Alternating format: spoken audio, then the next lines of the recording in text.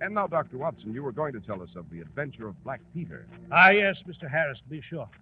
It began in 1895, a most fruitful year for Holmes. He was enjoying an immense practice at 221B Baker Street. Indeed, if I should reveal the identity of some of the illustrious clients who crossed our threshold, I should be guilty of an indiscretion. Chronologically, this adventure took place just after Holmes's famous investigation of the sudden death of Cardinal Tosca and his arrest of Wilson, the notorious East End trainer of canary birds. It properly began in the year 1883 aboard the steam whaler Sea Unicorn and in the middle watch of a very dark night.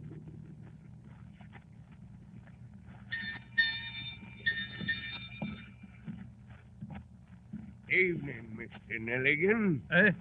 Oh, it's you, Captain. It was so dark here on deck, I couldn't tell who it was. I've been looking for you, Mr. Nelligan. You have? Aye. You'll be interested to know we sight the Shetland Lights in 2 days. Excellent, Captain, excellent. That's good news to a landlubber like myself. It'll be good to see land again. Aye, but there's a hitch in it. What do you mean? This, Mr. Nelligan. Oh. Now, over the side you go, matey.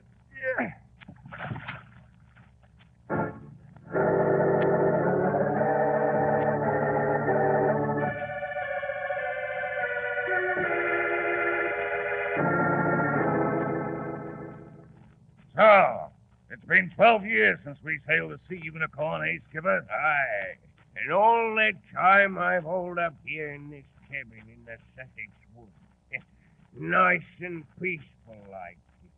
You come a long way to see your old captain, matey. Here, have another drink for old time's sake. Aye. For old time's sake.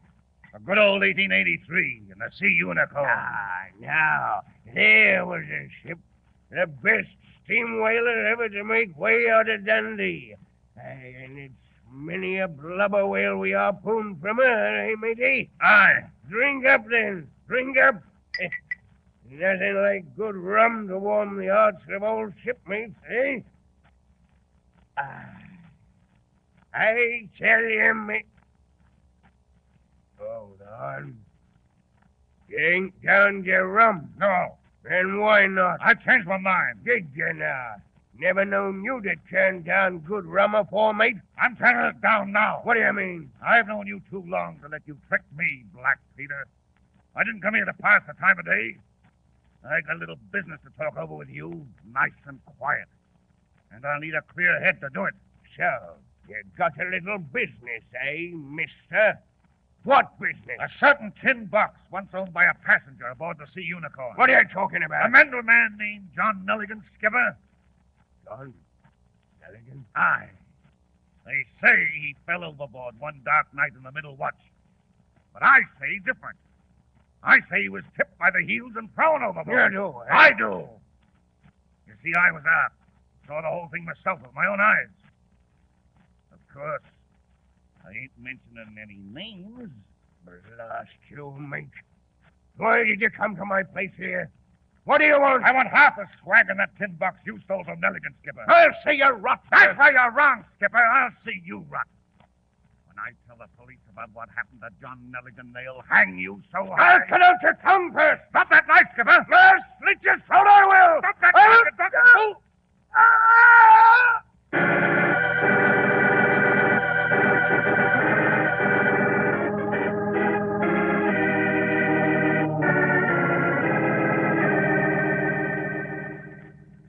Watson, you know the county of Sussex, of course. Hey, Holmes, Sussex? Yes, of course I do. What about it? We're journeying there on the 10 o'clock train, my dear Watson. Specifically to a little place called Woodman's Lee near Forest Row. Here we are. Why? I'm in receipt of an urgent and long telegram from my young protege with the official police, Inspector Stanley Hopkins. He admits to complete bafflement in the procedure of his duties and begs us to repair there with all possible haste. Then there's more to this than just the scenery in Sussex, eh? There is indeed, Watson. To be exact, murder. Murder? Yes. It seems that a certain retired sea captain, one Peter Carey, has been mysteriously stabbed. Knifed, eh? I did not say that, Watson. Well, my dear Holmes, you say the man was stabbed, but not knifed? Precisely, Watson. And this is what gives the case an altogether intriguing and refreshing aspect. Peter Carey was stabbed and pinned to a wall, not by a knife, but by a harpoon.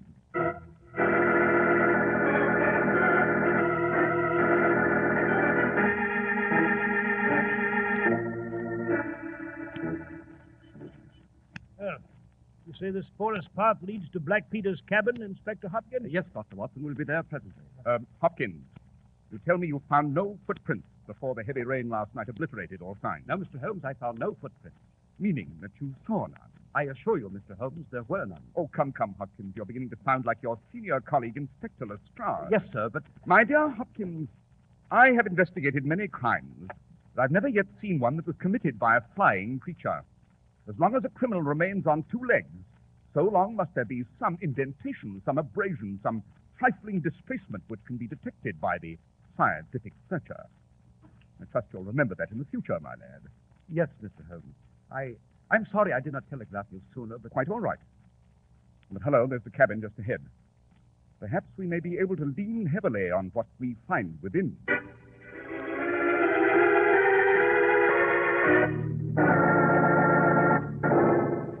Good heavens, Holmes, look at that body. Pinned to this wall by a steel harpoon. Not very pretty, is it, Watson? Oh, dash it, Holmes, in this position, I'm supposed to be hardened to this sort of thing. But I must confess that this gave me a bit of a start. Quite a terrifying sight, Watson, yet fascinating. Note how the steel harpoon was thrust clean through the man's chest, impaling him against the wall. His face twisted in agony like a lost soul in torment. Yes. Surprised visitor turned out to be a most unpleasant scoundrel, I must say. On the contrary, Watson, Peter Carey's visitor was no surprise. He met his murderer by appointment. How do you know that, Mr. Holmes? Elementary, my dear Hopkins. Observe that although Peter Carey was killed late at night, he was fully dressed. Note, too, that the bed has not been slept in, and that on his sea chest he placed a tantalus containing brandy and whiskey for the convenience of his guests. Aha! Oh, what is it, Holmes? The spirits in these two bottles. Both the brandy and the whiskey have been unopened. Yes, but Holmes... On the other hand, the bottle of rum on the table there has been almost completely consumed. You consider this significant, Mr. Holmes? I do indeed, Hopkins. Most significant. Holmes, I simply do not see you. Hello. What's this blood-stained notebook doing on the table? Oh, as to that, sir, I found it on the floor near the door and picked it up. It's the only thing I touched. Soaked with blood on one side. Yes. On which side, Hopkins, were the bloodstains? Above or below? Why, on the side next to the floorboard. Which proves, of course, that the book was dropped after the crime was committed. Let's have a look inside. Yes, seems to be a list of stock exchange securities. And on the first page, two sets of initials, JHN and CPR. What do you make of them, Hopkins? Why, if you ask me, Mr. Holmes, I'd say it's possible JHN was the name of the broker and CPR the name of his client. Pretty sound deduction, I should say, Holmes. Rubbish, Watson. Eh? The JHN eludes me for the moment, but I'll wager a sovereign that the initial CPR stand for Canadian Pacific Railway. By Jove, Mr. Holmes, of course. What a fool I've been. Canadian Pacific Securities, of course. But what's an old sea dog like Peter Carey got to do with stock exchange? Precisely what I propose to find out. Oh, Hopkins. Yes, sir? I presume you noticed by the dust imprint that something was taken from this shelf. I did. It's an oblong shape, as you will observe, Mr. Holmes. It might have been a book, or perhaps a box. Whatever it was, the murderer considered it valuable enough to take with him. There's no other evidence of robbery. Well, gentlemen, let us go. We've seen enough of this room. What are you going to do now, Holmes? Reflect, Watson. Perhaps a walk in these beautiful woods will serve to... Hello, look at the lock on this door. What about it, sir? Someone's been tampering with the lock. Observe, the woodwork is cut. Hopkins. Yes, Mr. Holmes? Were these scratches here when you left last evening? No, sir, they were not. What do you think of it, Holmes? I think fortune's been very kind to us, my dear Watson. Well, I confess I don't see Come, Watson, it's all quite plain. Our nocturnal marauder is obviously a very poor burglar. He came expecting to find Peter Carey's door open. Finding it locked, he tried to force it open with a penknife. He failed. Now, assuming that he wanted something in the cabin very badly, what would he do next? Why, come back the next night with a heavier tool. Precisely. Then you think this burglar fellow will return tonight? I do indeed, Hopkins, and it'll be our fault if we are not here to receive him at close quarters.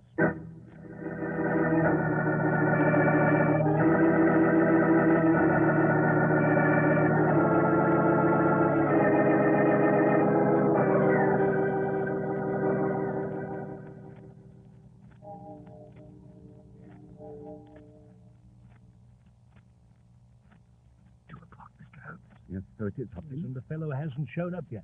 Patience, Watson, patience. I must confess that lying in a Sussex bush for 5 hours on a cold, damp night like this isn't to my taste, Holmes. That old leg wound of mine is beginning to pain. I regret that this long and melancholy vigil is so uncomfortable, my dear Watson, but we may yet hope that... Aha, someone's at the gate. Down low, both of you. He's coming. Yes.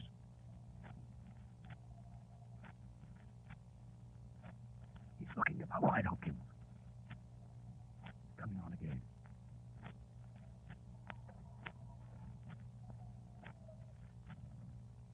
He stopped at the cabin door. Yes. He's broken in, Mr. Holmes. Come, Watson, Hopkins. We've got him trapped in the cabin. Now is the time to close with our quarry.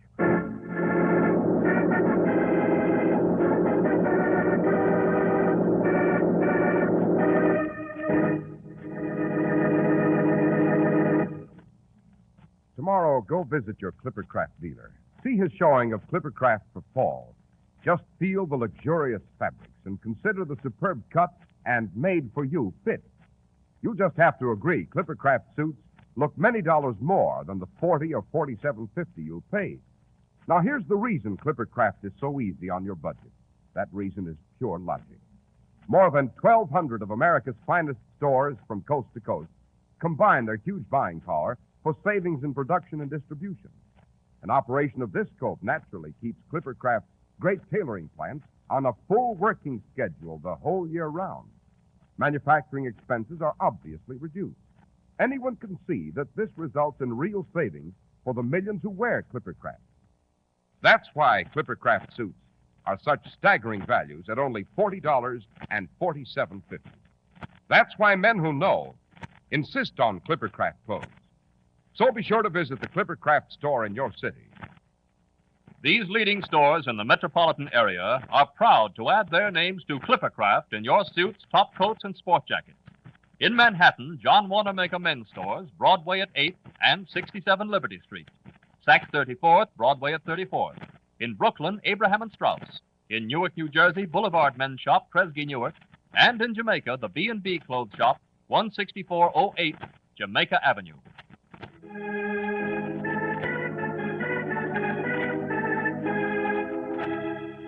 And now let's return to our story, Dr. Watson. Well, Mr. Harris, we poured into the cabin and found a frightened youth who put up no resistance whatsoever. He had one of Black Peter's logbooks in his hand, dated August 1883, when Inspector Hopkins snapped the handcuffs on him.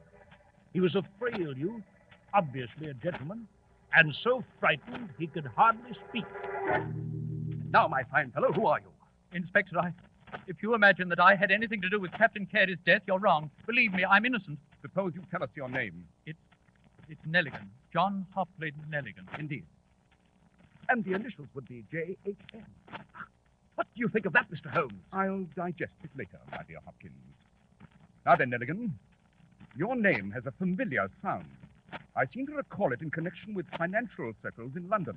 Yes, my father was a partner in the banking firm of Dawson and Nelligan. By Jove, Holmes, I recall it now. The West Country bankers who failed for $1 million and ruined half the county families in Cornwall. Yes.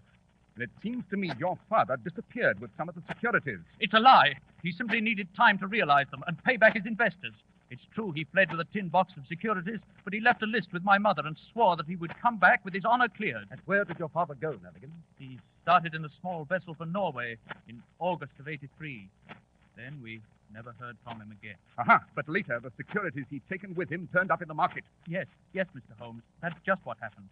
I spent many months tracing the original seller, and finally I discovered that he was Captain Peter Carey, otherwise known as Black Peter, one of the Sea Unicorns. Now we're getting somewhere. The distance between a disappearing banker and a sea captain pinned to a wall with a harpoon has shrunken considerably, eh, Watson? So it seems, Holmes. So it seems. How do you think Black Peter acquired your father's securities, Nelligan? That's why I came to the cabin to find out.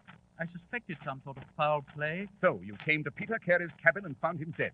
You then checked the logbooks for August 1883, hoping for a clue to your father's disappearance.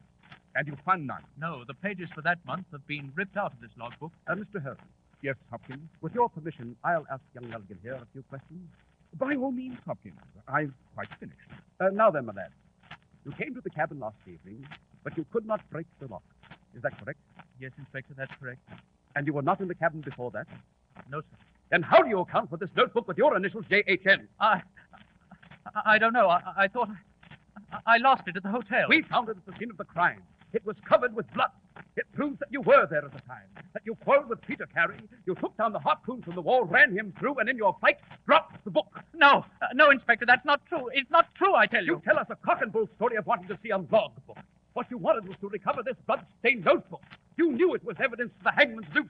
Inspector, for the love of heaven, I tell you I'm innocent. I swear it. Perhaps the man has something on his side, Inspector. Then let the jury decide that, Mr. Holmes. On the face of the evidence, Nelligan, I am arresting you for murder.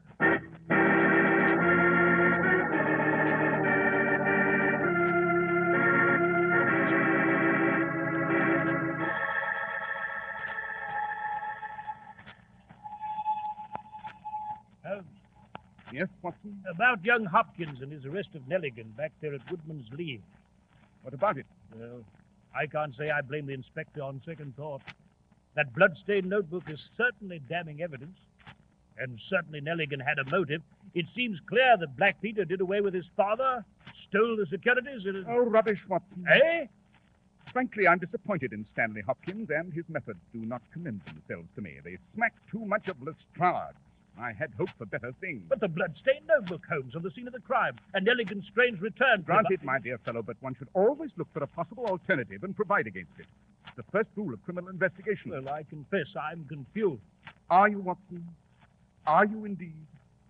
Then let me ask you a question. Would you say young Nelligan was a big and powerful man? Why, no. No, bigger or stronger than myself, for example. I should say he was less sturdy than yourself, Holmes. But dash it, what's all this got to do with... In an hour, Watson, I hope to demonstrate to your own satisfaction that young John Nelligan could not possibly have murdered Black Peter Carey. I see. Oh, hello, here's Paddington Station, Holmes. Quite. But this time, Watson, we shall stay on the train and change for the east end of the docks. Eh, why? There's a certain shop on Ratcliffe Highway near Commercial Road East and the Shadwell Fish Market. It excels in accessories for the fishermen. And I wish to make a purchase there. A purchase? Good Lord, Holmes, what kind of purchase? A harpoon, my dear Watson.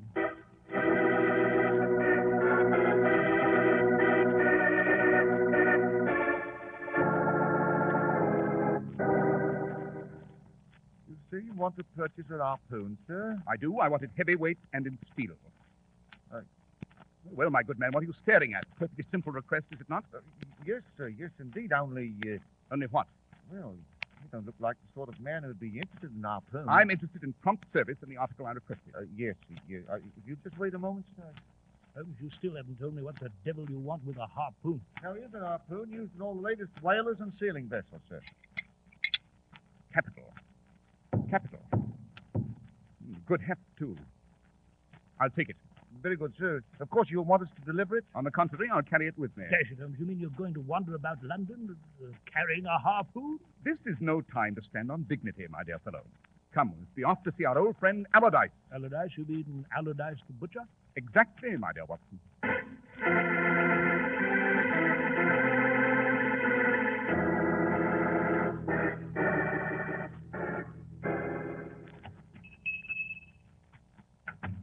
Well, good afternoon, Allardyce. Good afternoon, Mr. Holmes. Mr. Holmes. No need to stare, Allardyce. This steel spear is merely a harpoon, and I'm carrying it on a serious mission. Seems to me every eye in London was upon us on our way here. You're much too sensitive, my dear Watson. Now then, Allardyce, as to your stock in trade... Well, we have some excellent lamb chops, Mr. Holmes, and if you like a nice cut of beef... As a matter of fact, Allardyce, I'm interested in neither at the moment. What I want is a dead pig. A dead pig?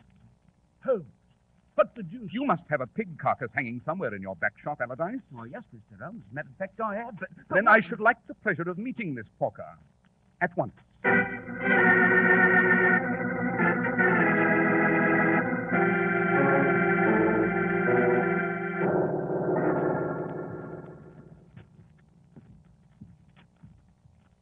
Here's a pig carcass hanging from this hook, Mr. Holmes. Ah, yes. Capital. A good, thick animal. Now, Watson, if you'll hold my coat. Holmes, what the devil are you up to? I'm merely going to try out this harpoon, my dear Watson. Now, if you'll step back, I shall attempt to plunge it into this carcass with all my might and at close quarters. Observe. You see, Watson? Well, all I see is you've stuck that steel barb into an unoffending carcass of meat. Use your eyes, man, use your eyes. Note, I plunged the harpoon into that carcass with all my strength. Yet the barb went but halfway through. I see. Then you mean that young Nelligan was incapable of impaling Peter Carey to the wall with a harpoon? Precisely, Watson. If I couldn't turn the trick here, Nelligan couldn't possibly have pierced Black Peter through at the cabin.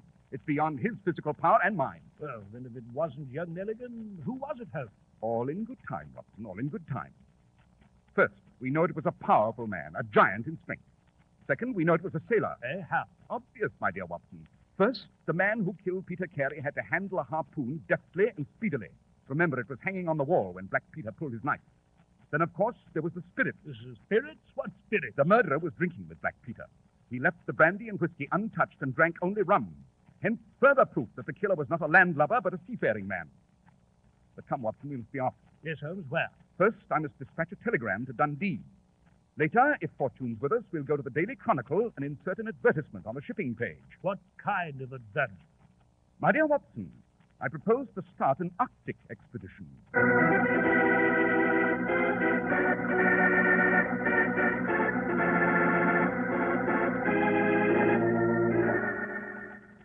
You'll excuse me, Mr. Holmes, but why did you ask me here at Baker Street this morning? My dear Hopkins, I propose to make your journey here quite worthwhile. Oh, indeed, Mr. Holmes, how?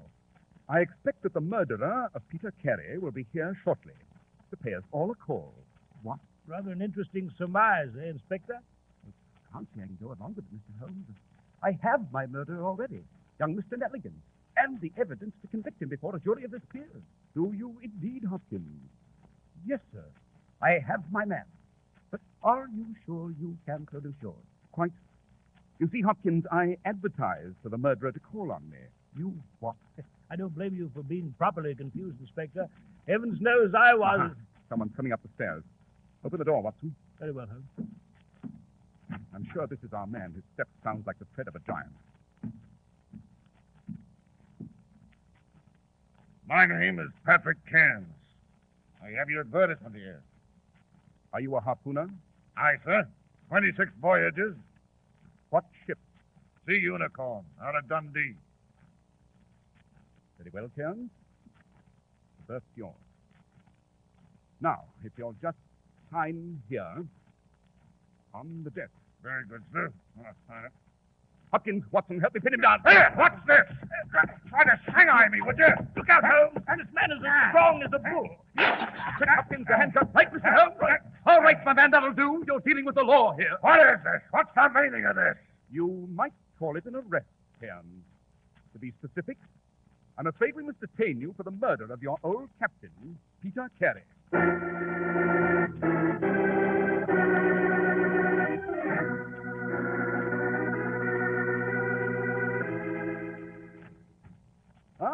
Good evening, Hopkins. Mr. Holmes, I've just come here to apologize for my stupidity. Yes, Inspector? Why? Peter Cairns has just confessed. Naturally, I released young Nelligan at once. I see. Cairns knew Black Peter had done away with Nelligan Sr. and taken the securities. Later, he tried to blackmail Peter and finally killed him. Eh, Hopkins? That is correct, Mr. Holmes. But, Holmes, how was young Nelligan's securities notebook found on the seat? Young Nelligan neglected to tell us that he'd paid a previous visit to the cabin, Watson. He was afraid to incriminate himself, of course. No doubt he'd seen the pinioned corpse, fled in haste, dropped his notebook, and slammed the door shut behind him. And later he returned to find it locked. That's the way it was, Mr. Holmes. Exactly the way it was. But how did you know this sailor Cairns? Elementary, my dear Hopkins. I knew it was a sailor, and that he must have come from Peter Carey's old crew, the Sea Unicorn. They drank together, as you know. And later on, by the dust pattern on the shelf, we knew some sort of box was missing. The box with the stolen securities, Holmes? Exactly, Watson.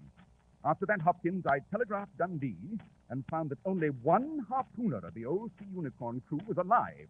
A giant of a man named Patrick Cairns. And since there was no record of his shipping elsewhere, the man was in a mood for an attractive berth. And so you advertised for the murder? Quite, Watson. And as you saw, the results were most gratifying. Indeed, Watson, if I may forego my usual modesty for a moment, I believe this adventure deserves a special place in your memoirs.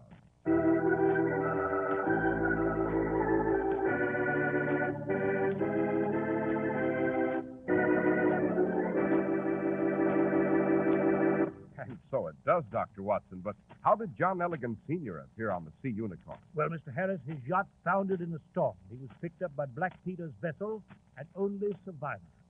Later, as you know, Peter Carey threw him overboard upon learning of the valuables in the tin box. Oh, I see.